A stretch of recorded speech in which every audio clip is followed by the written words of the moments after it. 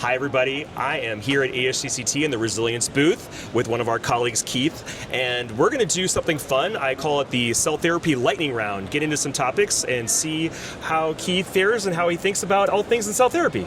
You good for that? Aaron. And you're based out of Boston, correct? That's right. We're just up in New Hampshire. Okay, and you must be near the facility as well? Correct. Okay. Although we're global, so our network is everywhere. Absolutely. First word that comes to mind when you hear cell therapy?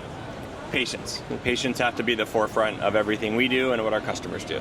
Absolutely, I agree with that. And of course, it's very important to get to market as soon as possible to help those patients, yeah? Yeah, for sure. GMP or innovation, which one keeps you up at night? Innovation, because again, it's about patients and how we can drive innovation to deliver therapies to patients faster and safer. That's really what it's about. So if innovation can do that. Yeah, and that's what we're all here for. More exciting, autologous or allogeneic cell therapy? Autologous cell therapies, although we are excited about the prospects for allogeneic when some of the kinks can be worked out in the science. Biggest cell therapy buzzword that you love or that you love to hate?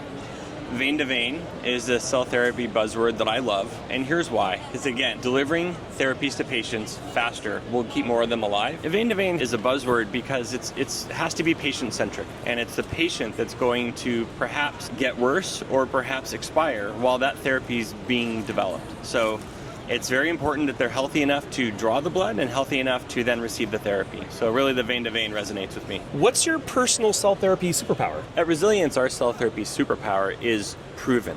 We're proven because we've run over 150 batches and delivered therapies with a 90% success rate, and 98% of those were actually produced in 8 days or less.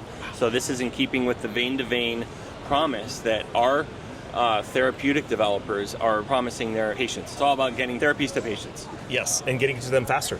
Yes. What's one tool, technology, or idea that you think will change the game? Automating QC with such as the Resilience platform around Kona is a great way to get safer therapies to patients as quickly as possible. Scale faster or fail smarter? Fail smarter is really what needs to happen from our therapeutic developers. When they're ready, they can bring those therapies to a CDMO like us. We can go. What the advantage is, if you fail faster, that developer can save their money and work with us. Now, if they have a long pipeline and a therapy dies, they can bring in another one and we can slot it right in. So that's amazing. Fail faster. Fail faster. I absolutely agree. I've heard that a lot. I've heard it a lot in this industry. Okay, and then for fun, if cell therapy were a sport, what would it be? You know, Aaron, you pick it. It could be an ultra marathon. It could be anything that is an ultra sport, that because this is a journey, right? And it's the very beginning. You've got to have a lot of resilience, a lot of energy to drive all the way through and do this. So, you know, no matter what, you got to find balance. But ultra marathon and ultra sports come to mind to me. And as an industry, we've all got to be power lifters to help patients. Be out there to partner with each other and make sure we can make it through that ultra marathon. That's right. Absolutely. Yeah, absolutely. Okay, Keith, this has been great. Thank you so much for the time. We appreciate it.